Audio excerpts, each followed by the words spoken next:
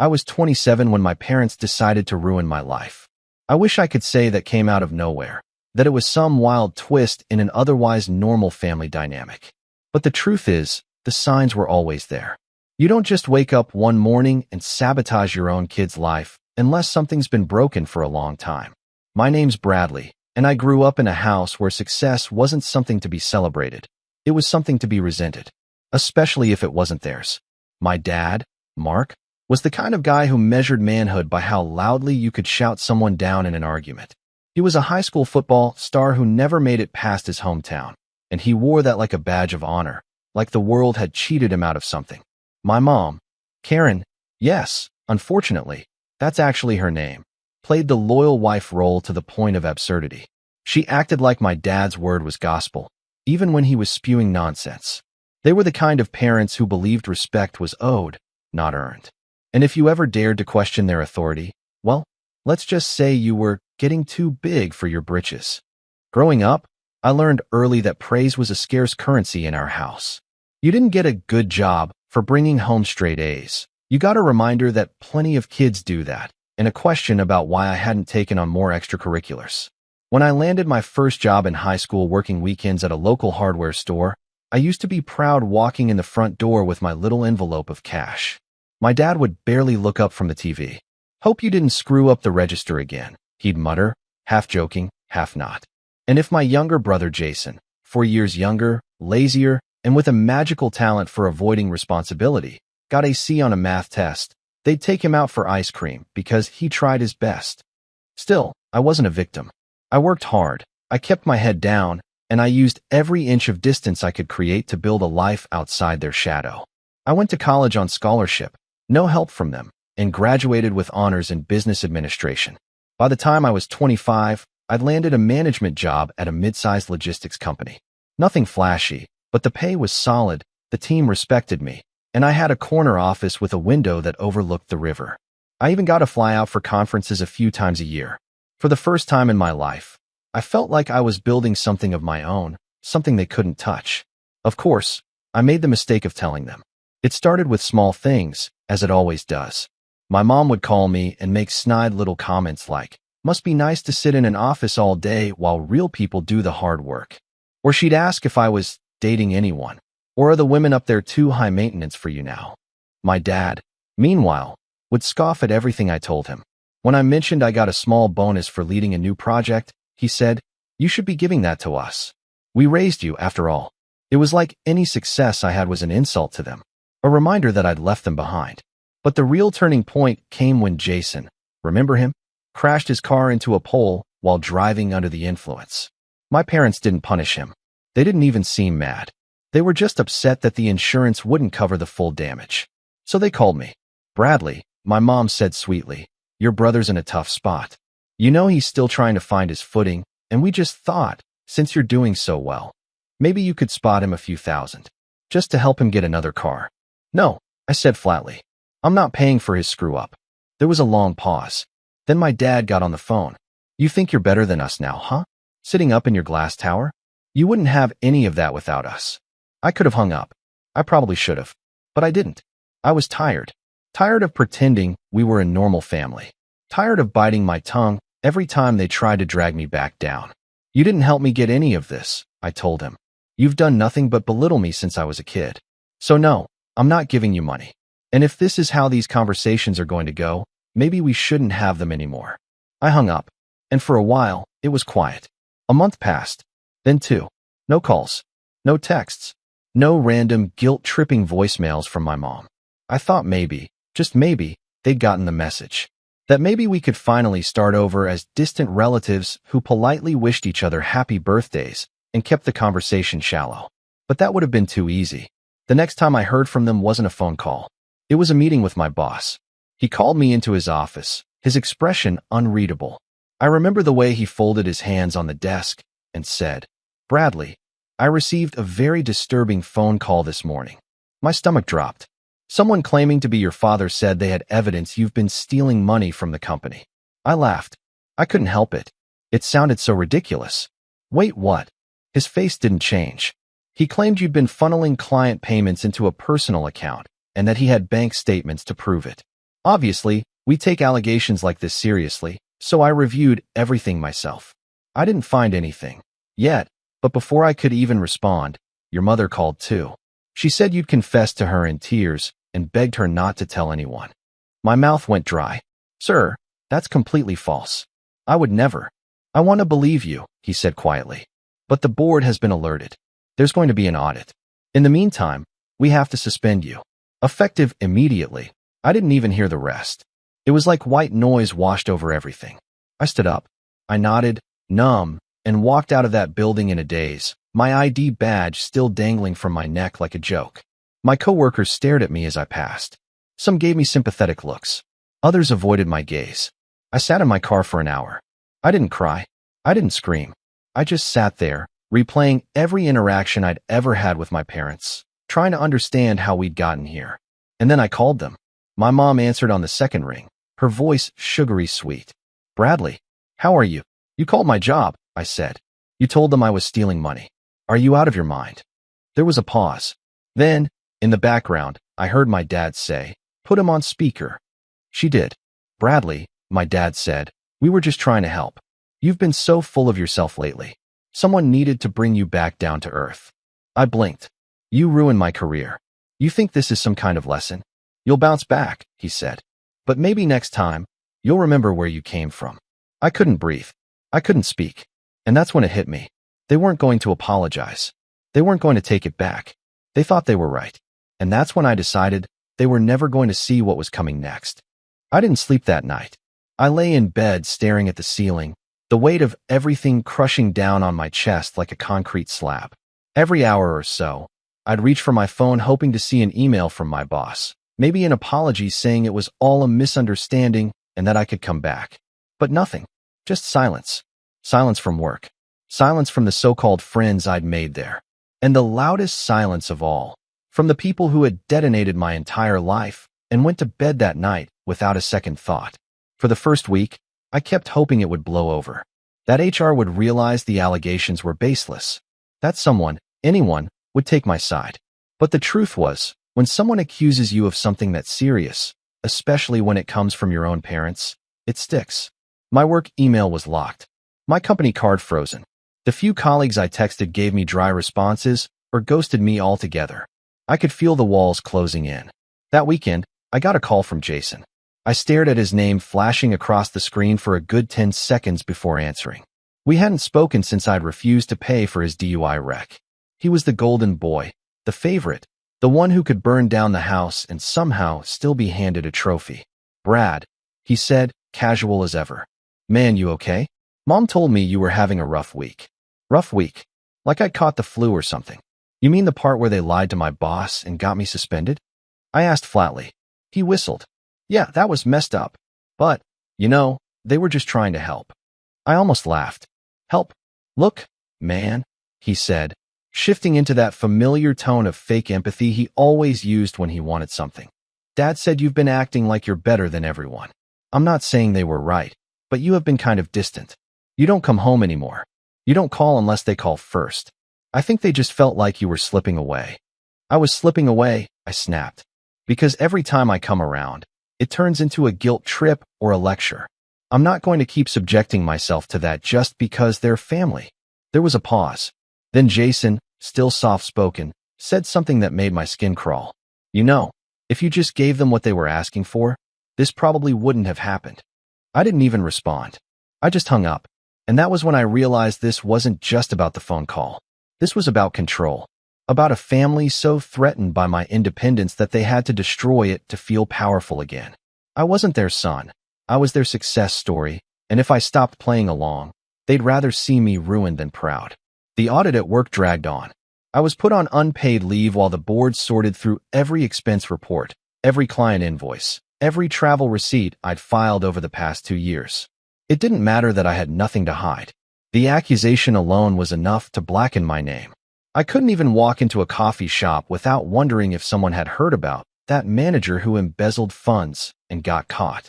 My landlord was sympathetic for the first month, but by the second, I was dipping into savings to keep the lights on. And by the third, I was selling my PS5, my spare monitor, even the expensive watch I'd gotten as a promotion gift. I was hemorrhaging. I applied for jobs, dozens of them, but references were impossible. The HR department at my old job wouldn't give a clear answer to recruiters, just that I was under review and not currently employed. In the business world, that's code for don't touch this guy. By month 4, I was driving Uber at night just to cover groceries. And then came the wedding invitation. No, not mine. Jason's. I got it in the mail like a slap to the face. A glossy card with golden trim, all frills and fake smiles. You are cordially invited to the union of Jason Miller and Danielle Roberts. The envelope had a handwritten note from my mom. We hope you'll come. It would mean a lot to the family. I stared at it for 10 minutes before dropping it in the trash. The irony was almost poetic. Jason, who still lived at home, who'd never held a job for more than 6 months, who blamed everyone else when things went wrong. He was moving forward, getting married, celebrated. And I was a pariah, the black sheep, the accused. But here's the part that really broke me. 3 days later, I got a voicemail from my mom. Bradley, she said, her voice syrupy sweet. We were thinking it might be best if you didn't come to the wedding, just to keep the peace. You understand, right? Jason's boss will be there, and we don't want any awkwardness. I didn't throw my phone, though I wanted to. I sat there in the dark, my hands shaking, listening to that message over and over. We don't want any awkwardness. Like I was the one causing problems. Like I was radioactive, uninvited from my own brother's wedding because I was inconvenient to look at. That was the moment something snapped in me. This wasn't just emotional neglect anymore. This was character assassination. A slow, calculated unraveling of my life from people who were supposed to love me. And still, I didn't retaliate. Not yet. Instead, I started documenting. Every text, every voicemail, every bank statement. I gathered everything. Proof of my clean work history, emails from clients praising my leadership, performance reviews. I submitted an official written statement to HR, complete with timelines and attached files. I wrote out what had happened with cold, surgical detail, who called, what was said, and when. I knew it wouldn't erase the stain, but I had to fight it, even if no one ever read it. But even then, they weren't done. I found out from an old co-worker that my parents had come in person to my former office building. They showed up during a lunch hour, handed a folder to the front desk, and asked if they could speak with someone in management. Inside the folder were edited bank statements. Fabricated, forged, documents that made it look like I had transferred funds to a personal account. Thankfully, the company had already begun verifying everything with accounting and saw the discrepancies. But the intent was clear. They were trying to destroy me. It wasn't about humility. It was about power. I finally reached out to a lawyer, a friend of a friend who specialized in defamation and workplace retaliation. I met him in a dingy downtown office, wearing a button-down shirt I'd ironed 3 times to make it look presentable. I was exhausted, broken, and borderline out of money. But I had one thing left. Rage. You have a case, he told me after listening to everything. A strong one. And suddenly, for the first time in months, I felt a flicker of control return. But before I could even file the suit, there was one more betrayal waiting for me. It was a Thursday afternoon. I was home, jobless and halfway through a bowl of instant noodles, when there was a knock on the door. I opened it to find a man in a crisp suit holding a manila envelope. You've been served, he said, then walked off. I opened it. Inside, a letter from my parents. They were suing me for emotional distress, claiming I had threatened and harassed them and publicly defamed their character in retaliation for a misunderstanding. It was unreal. They accused me of hurting them after what they did to me. And that was the moment. That was the exact second I knew this wasn't just going to end with cutting contact or moving on. This wasn't going to be a clean break or a sad story I told my therapist years from now. No, this was going to be war, and I was going to win. I didn't answer calls for the next 3 days. Not from my lawyer, not from Jason, not even from my old coworker Brian, who'd left me a sympathetic voicemail saying, I don't know what's going on, man, but I believe you. I couldn't even bring myself to respond. I was too far gone. I stared at that lawsuit from my parents like it was some kind of cosmic joke. Emotional distress? Public defamation? They'd tried to erase my career, driven me into financial ruin, forged documents to frame me. And now they were playing the victims? What made it worse, what made it unbearable, was the tone of the letter. Clinical, cold, like they were suing a stranger, like I was just a name on a docket. I wish I could tell you I responded with strength, that I pulled myself together, called my lawyer, and marched straight into battle. But that wouldn't be the truth. The truth is, I spiraled. There's no romantic way to describe what rock bottom feels like. It's not always dramatic. Sometimes, it looks like a guy in sweatpants eating ramen off a paper plate at 2 a.m. while reruns of some show he's not even watching drone in the background. Sometimes, it's a silent panic attack that lasts for hours. Sometimes, it's just nothing. You don't cry. You don't rage. You just exist in a hollow kind of numbness. I canceled my gym membership. I stopped answering texts. I stopped shaving. For the first time in my adult life, I had no purpose, no direction, no schedule. I was a ghost in my own apartment. And then the eviction notice came. I was behind on rent by 2 months. My savings were gone. Uber income barely covered groceries. I had exactly 13 days to vacate. That night, I sat on the floor with my back against the fridge, holding the eviction letter in one hand and my phone in the other. I almost called them. Almost. Part of me, some pathetic little fragment, still believed they might feel bad, that they might take it back, that this was all some elaborate test, and if I just gave in, they'd welcome me back like nothing happened. But I didn't call. Instead, I called the only other number I had left.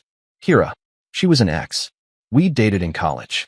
She was the first person who really saw me, the first person who told me I could be more than the people who raised me. We broke up because life took us in different directions, but we stayed on friendly terms. She lived about an hour away, and I knew she had a guest room. I didn't expect her to say yes. Honestly, I expected her to hang up after I explained what had happened. But she didn't. She listened. Every word. And when I finally ran out of things to say, she just asked one question. Do you want to sleep on the couch or the guest bed? I broke down.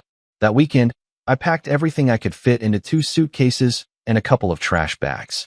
I left the rest. My lease was up in a week anyway, and there wasn't anything left to hold on to. I took one last look at that apartment, my first place on my own, the place I'd celebrated promotions, hosted game nights, built a life, and walked away. Kira welcomed me in without fanfare. No pity, no judgment.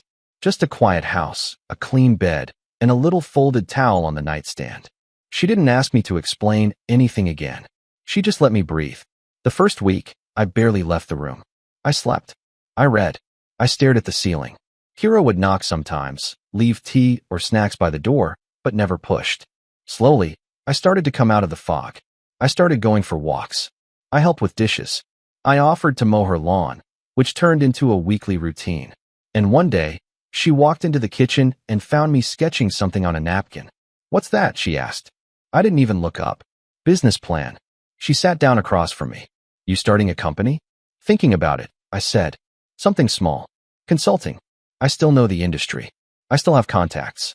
Maybe not corporate ones, but mid-level teams, logistics, warehouse analytics, inventory efficiency. I could help startups streamline their supply chains, run leaner, maybe even remotely. She nodded. You'd be great at that. I looked up at her. You really think so? She didn't hesitate. I know so. That night, I opened my laptop for the first time in weeks. At first, it was slow. I started with a Google document, then a spreadsheet, then a list of potential clients. I reached out to a few people I used to work with, quietly, cautiously, just to feel things out. A former vendor I'd worked with messaged back, enthusiastic and supportive. He said he'd been looking for someone just like me to help revamp his inventory system. We hopped on a Zoom call. I walked him through a few fixes for free. He insisted on paying me. Said I saved him $2,000 in just an hour. That night, I built a logo. Nothing fancy.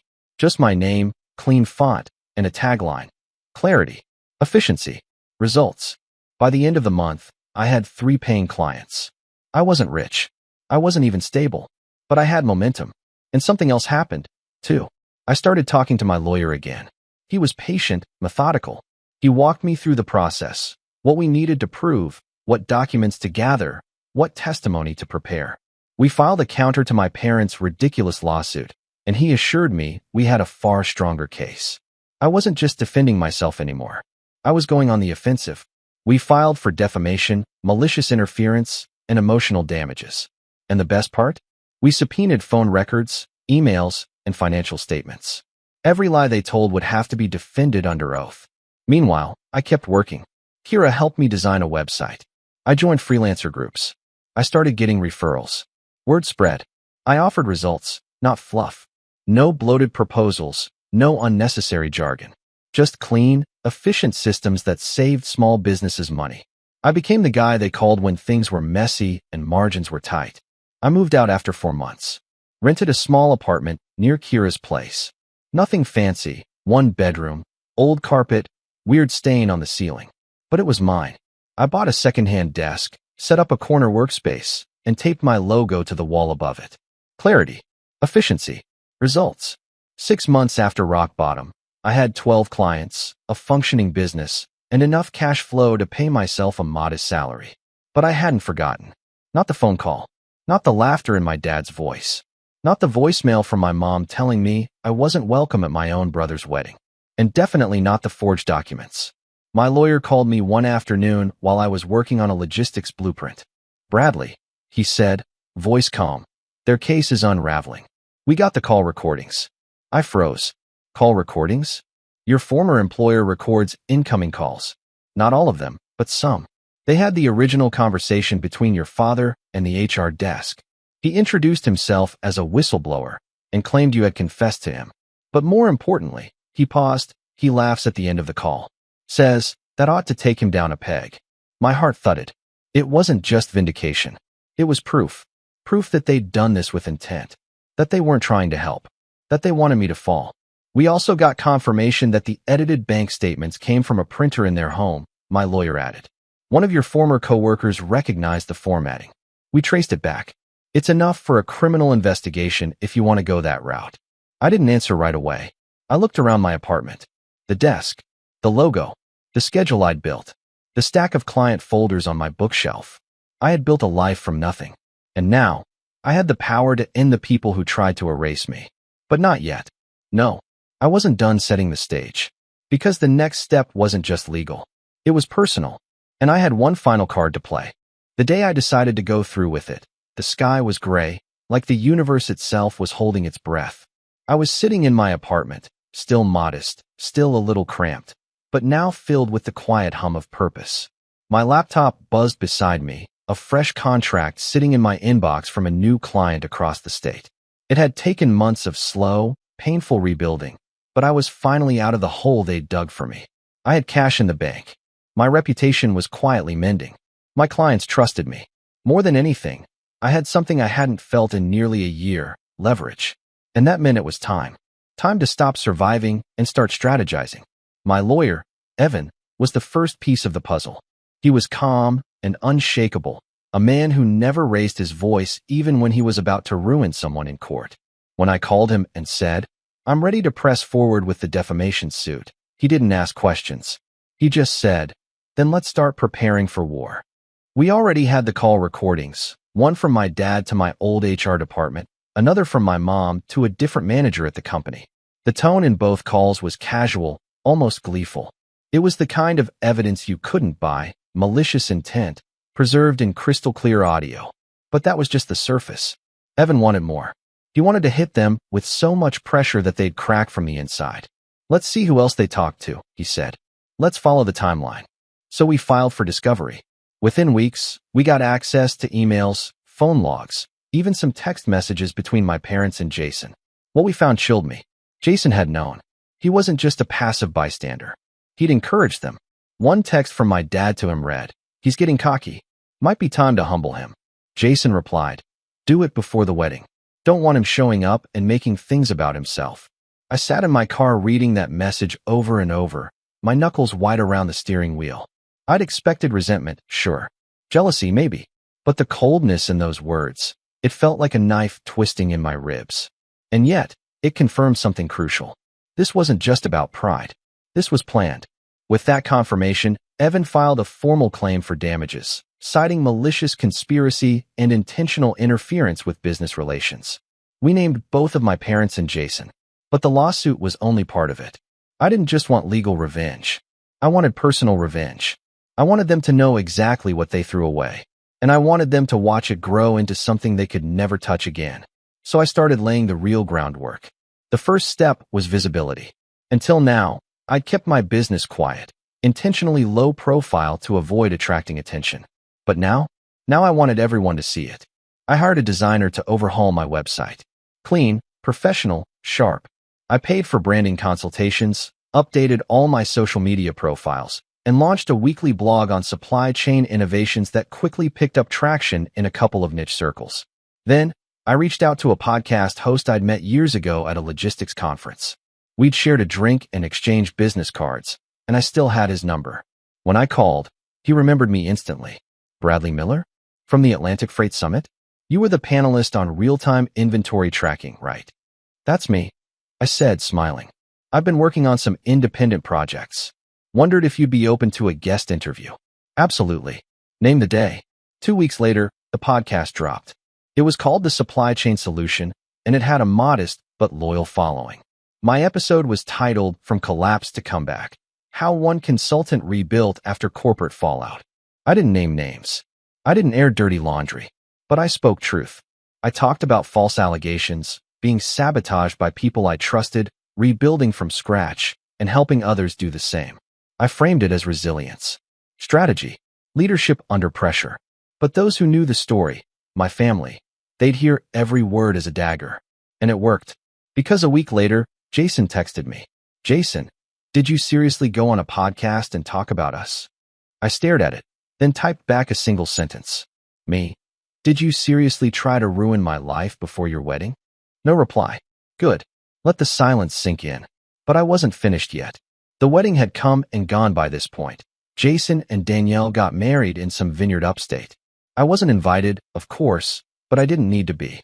One of Danielle's cousins followed me on Instagram and posted a photo dump that included my parents, laughing, arms around Jason, like they hadn't torn their other son's life apart months earlier. In that moment, I realized something strange. They still believed they'd won. That I'd stay broken. That the lawsuit was just noise. That I was still the black sheep, knocking on their door, waiting for a scrap of approval. So I gave them a taste of what they feared most. Indifference. I stopped acknowledging them. No texts. No emails. No engagement with their social media. They reached out once. My mom sent a brittle, passive-aggressive message saying she hoped we could move past all this unpleasantness. I didn't respond. Instead, I posted a LinkedIn update with a smiling photo of me in my new office space. Yes, I'd just leased a small suite downtown to meet with clients.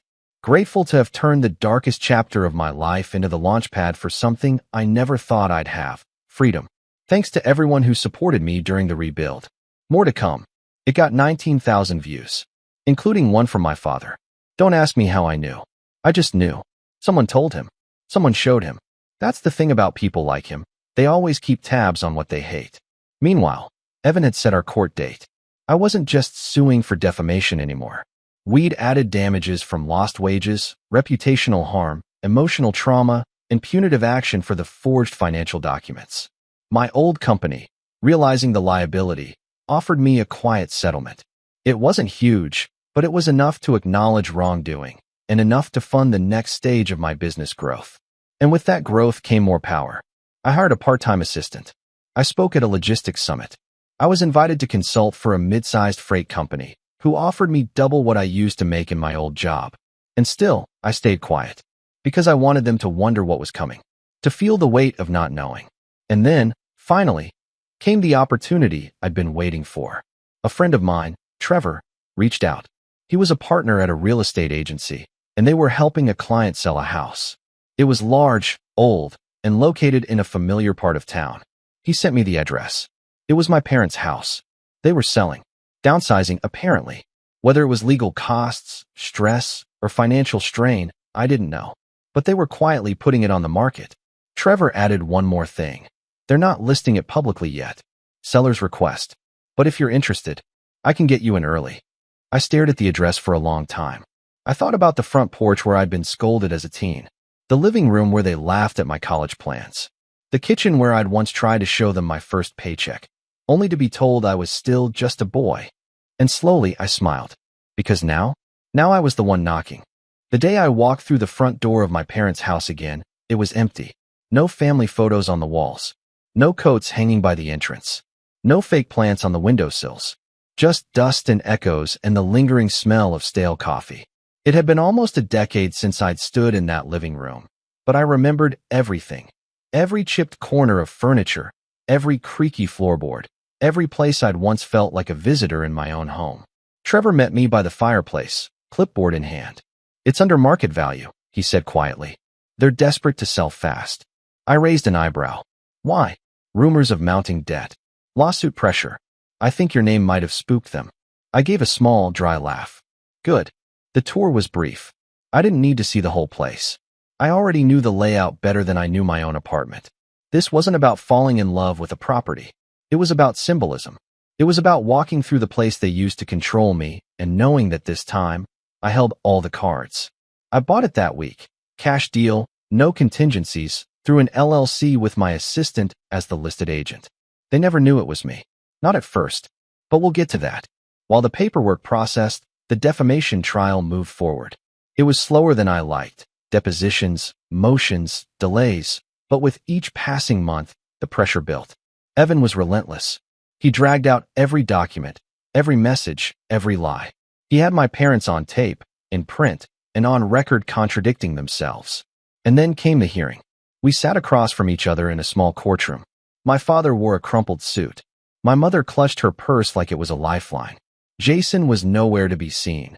He distanced himself once the subpoenas hit his doorstep. I wondered if he thought ghosting would save him from accountability. It wouldn't. Evan presented our case with brutal clarity. The recordings of their calls to my former employer. The fabricated bank statements traced back to their home printer. The emails and text messages between them and Jason, laced with smugness and spite. My job loss. The mental health toll. The financial collapse that followed. They tried to argue it was a misunderstanding. They tried to paint themselves as concerned parents who'd overreacted. But the evidence shredded their narrative. I didn't speak much. Just once, when the judge asked if I had anything to say. I stood up, looked my parents in the eyes, and said, "You didn't just try to humiliate me. You tried to erase me. And now you want to be pitted for the fallout of your own cruelty. You taught me a lot growing up, mainly what not to become. So thank you. For that, and nothing else." We won. The judgment was brutal. Damages awarded for defamation, loss of income, emotional distress, legal fees, and a public retraction requirement submitted to my former employer. The amount? 6 figures. Not enough to make me rich, but more than enough to ruin them. They appealed. They lost. Within months, their accounts were frozen. Assets seized. The house, which had already been sold, was legally untouchable, tucked safely under my LLC before their creditors could reach it. And that's when I made my move. I waited until the day they were officially forced to vacate the small rental they'd moved into after selling the house. According to court records, they'd fallen behind on payments. The bank was threatening foreclosure. Their car had been repossessed. My dad tried to borrow from Jason, but Jason had his own legal fees to deal with, thanks to his involvement in the conspiracy. My parents were, in every sense of the word, homeless. So I sent them a letter. It was hand-delivered, cream-colored envelope. No return address. Inside, just a simple note typed in the same font they'd used on the fake bank statements they once gave my boss. "You can find shelter at 239 Alderwood Drive. I hear the new owner is very generous." That was their address. The house they raised me in. The one they had to sell. The one I now owned. They showed up the next morning, confused and probably desperate, standing on the porch like characters out of a memory I'd buried. My father banged on the door, while my mother looked around like she couldn't believe she wasn't dreaming. I waited 5 minutes before opening it. The look on their faces when they saw me standing there? Perfect. My father's jaw locked. My mother blinked rapidly. Neither of them spoke first. I stepped aside, just enough for them to see into the entryway, the polished floorboards, the repainted walls, the absence of any trace of them. I leaned against the doorframe. "You're trespassing," I said calmly. "You bought the house?" my mom whispered. "I did." "But why?" my dad snapped, suddenly angry. "What kind of sick game are you playing?" "No game," I said. "You tried to take everything from me. Now I own the walls you used to control me in." "This isn't right," my mom choked out. "We're your parents." "No," I corrected.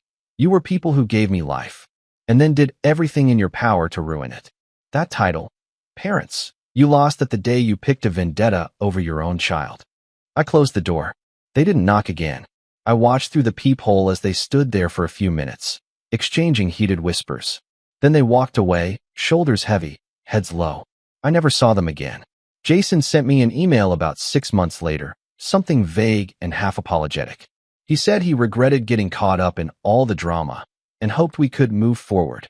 I didn't reply, because some things don't deserve closure. Today, my business is thriving. I have 6 full-time employees, a waiting list of clients, and a quarterly newsletter with thousands of subscribers. I'm mentoring young professionals who remind me of myself before the collapse. Hungry, hopeful, and looking for guidance from someone who's walked through fire and come out whole. I still drive past the house sometimes. I rent it out now, to a sweet couple with 2 kids and a golden retriever. They've painted the shutters blue, planted a small garden in the front. The laughter that spills from their windows feels like a cleansing. Sometimes, I park across the street and watch them for a few minutes, just to remind myself that home is no longer a place of bitterness. It's a place of healing, a place I reclaimed, a place I won. And every time I get out of my car and walk away, I do it with my head held high, not because I destroyed them, but because I didn't let them destroy me. I didn't burn the bridge. They tried to drown me under it, and I learned how to build my own.